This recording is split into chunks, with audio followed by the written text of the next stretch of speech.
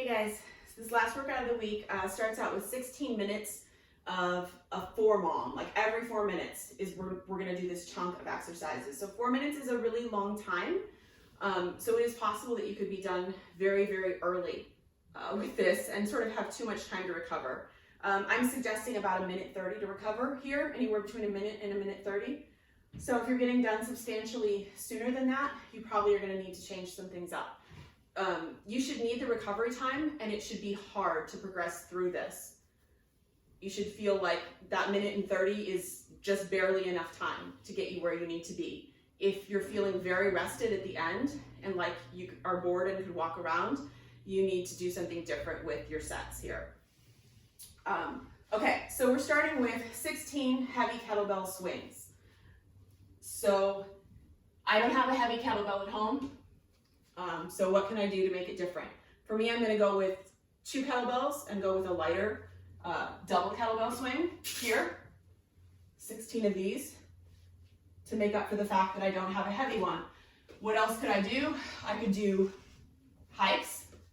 Hikes are harder for me than a swing. I could do single arm work. Single arm work is harder. I could do American swings. Way harder, gets my heart rate up more. So pick something that's going to challenge you. Then we've got 16 dumbbell front squats.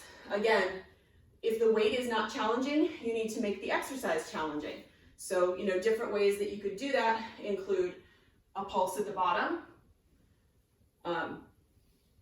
Just any way to make this exercise more difficult. You could do an up down, which would be way hard. You could do a jump squat. Then we've got 10 V-ups.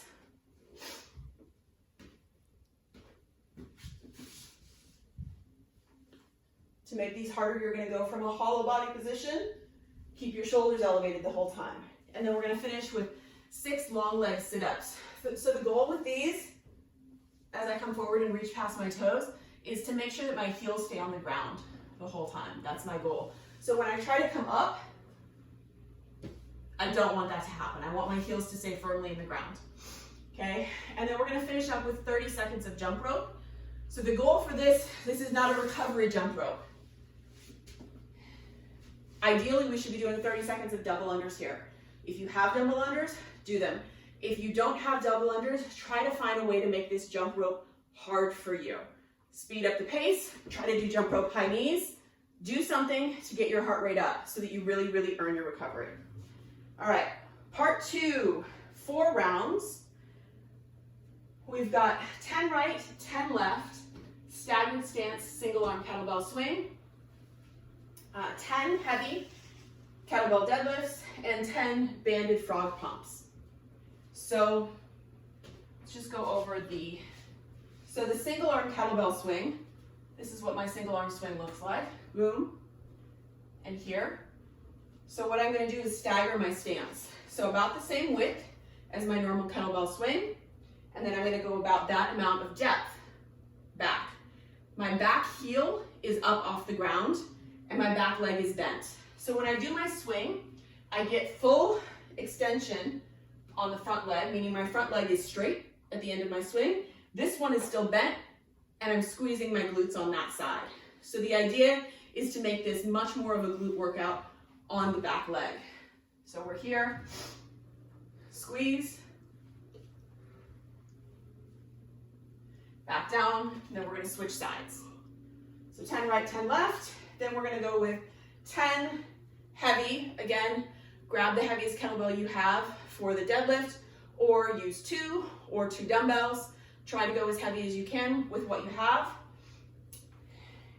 And then just making sure that this is softening the knees, a hip hinging motion, as opposed to a squatting motion. So my hips go back, my chest goes forward, as opposed to hips down, chest up. And then we're going to finish with banded frog pumps.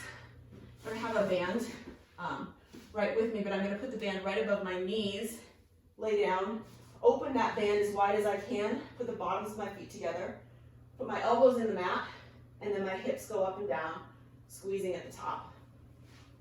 10 of those, and we've got 4 rounds of this total. And then we're going to finish up with some abs. 30 seconds of mountain climbers, 30 seconds of half moons, 30 mountain climbers, T rotation, mountain climbers, corkscrew twists. So everything has mountain climbers in between, making sure with our mountain climbers that we're stacked directly under the shoulder, externally rotating the arms here, and driving those knees nice and high up in between our arms. Then we've got 30 seconds of half moons. If you can find something to go back and forth over, that's great. If not, you can do it in the air. If you want to take your hands away, that's fine too. That's a little bit more of a challenge. After our mountain climbers, we've got T rotation. So from our plank, rotate up into our side plank and back into our other side plank. Another set of mountain climbers, and then we're going to finish with corkscrew twists. So from here, arms are out nice and flat. I'm going to stack my feet over the top of my hips, elevate my hips up and rotate. And I'm going to try to keep them going more straight up than over my head. So we're going to try to push them straight up with a little bit of rotation at the top. And then we're done. All right, guys, have fun.